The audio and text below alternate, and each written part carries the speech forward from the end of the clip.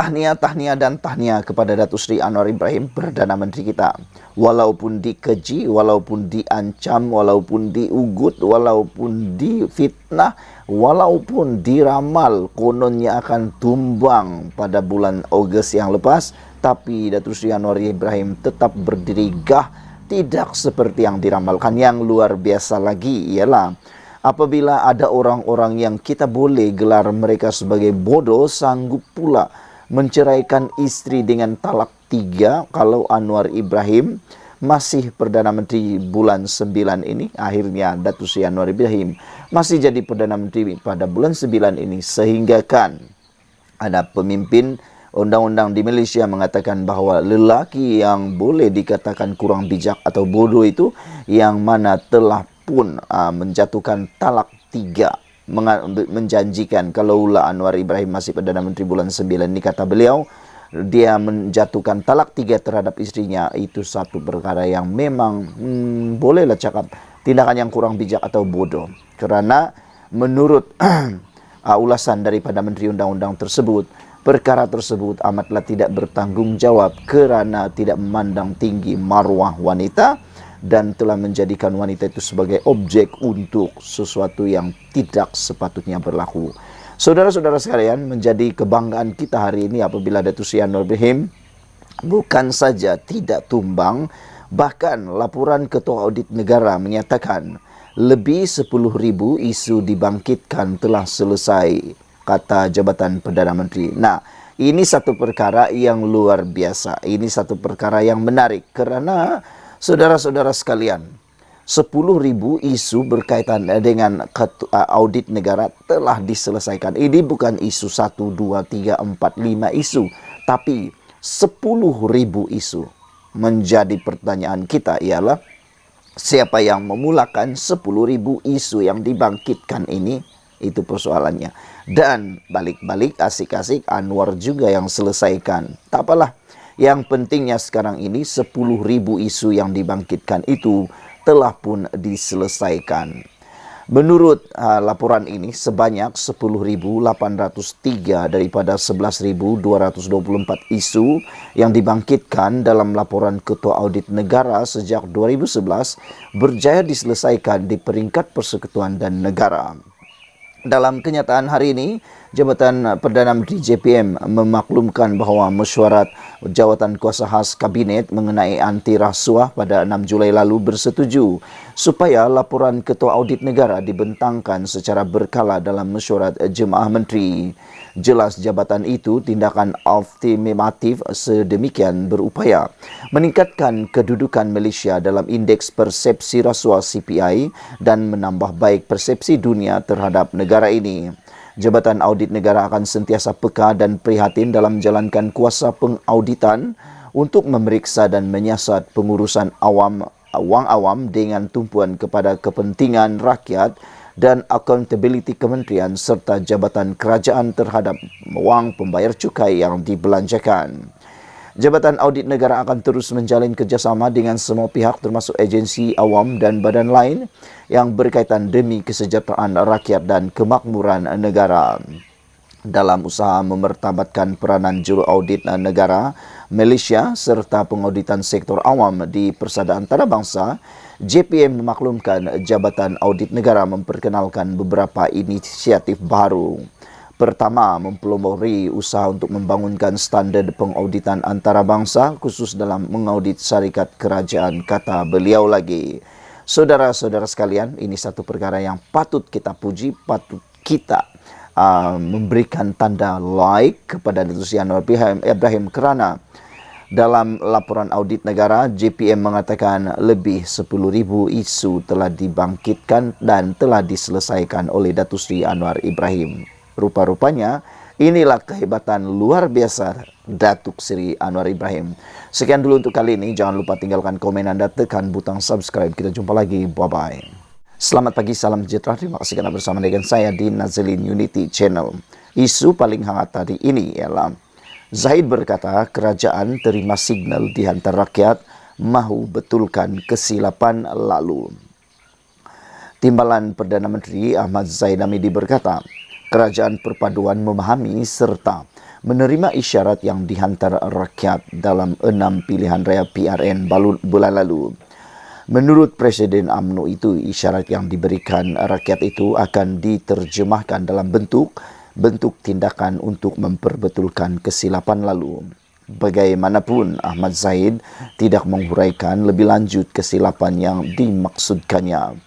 Kita mahu betulkan setiap kesilapan yang lalu kerana mungkin ada rasa tak puas hati atau terkilan ataupun mungkin jauh hati. Ya, itu hal yang lalu, kata Zahid Hamidi. Tetapi kami telah dapat mesej yang jelas. Kami telah dapat signal yang jelas. Kita lupakan cerita 2-3 minggu lalu. Yang kita nak hadapi ialah 9 hari bulan September ini, kata beliau lagi.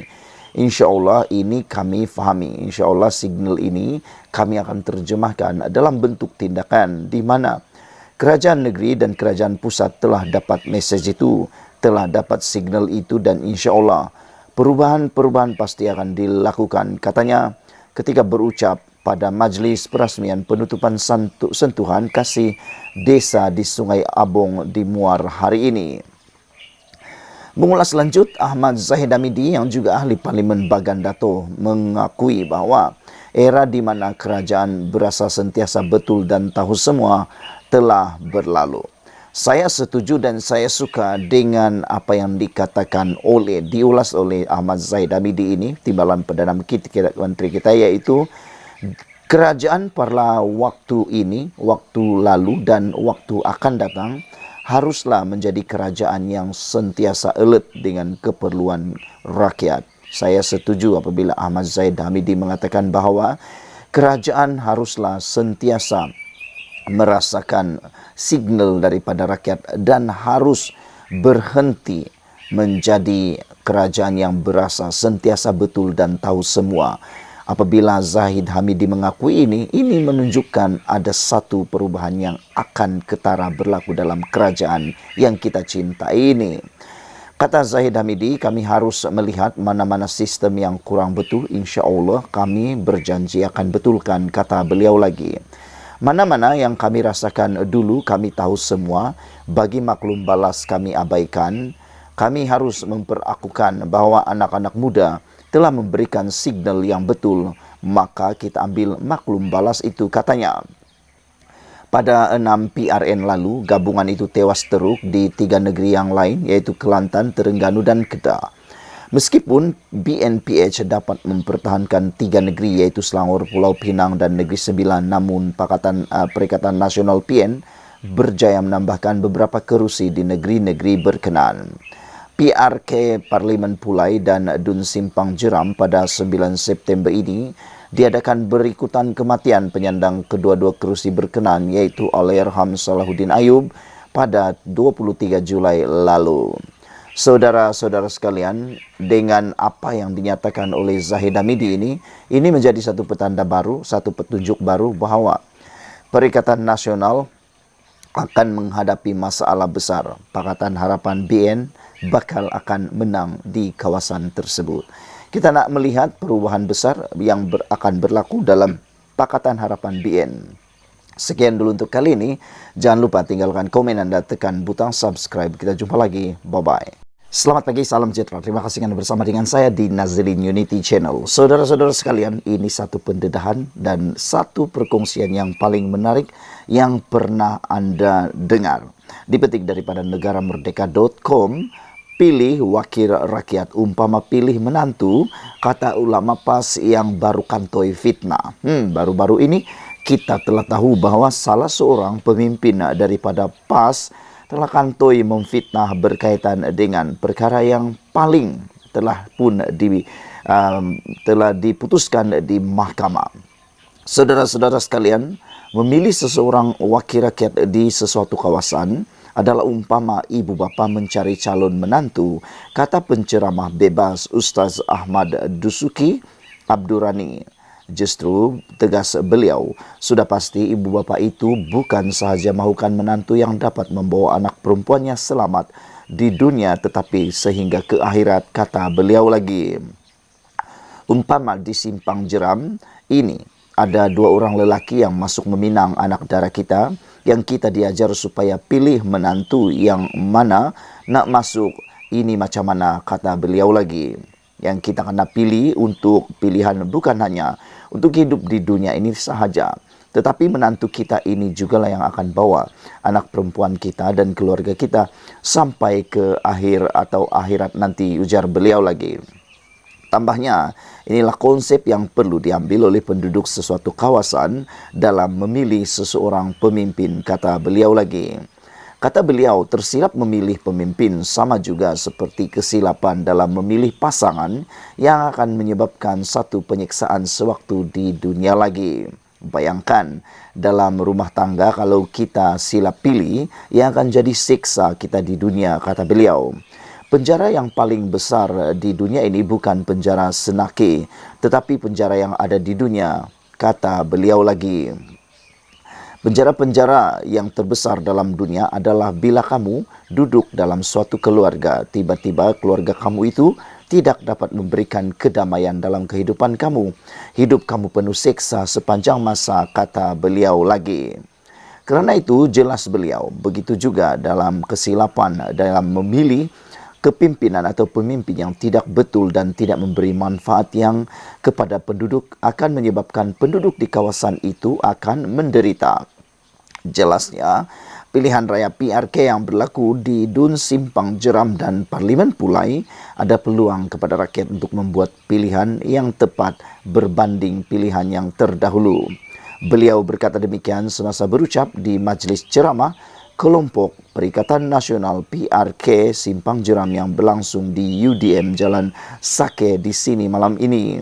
Turut bercakap ialah Ahli Parlimen Kuala Krai, Ustaz Abdul Latif Abdul Rahman, Ketua Pemuda PAS Johor Ustaz Ahmad Naufal Mahfuz dan calon Perikatan Nasional PRK Simpang Jeram Dr. Mazri Yahya.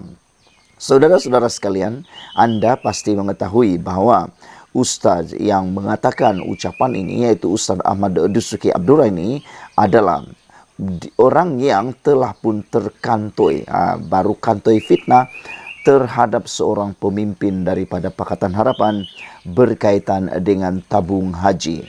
Jadi, nak pilih pemimpin, kata beliau, pilih pemimpin yang dapat memberikan yang terbaik dan dia merujuk kepada mereka. Tapi bagaimana nak pilih kalau baru kantoi fitnah? Coba fikir-fikirkannya.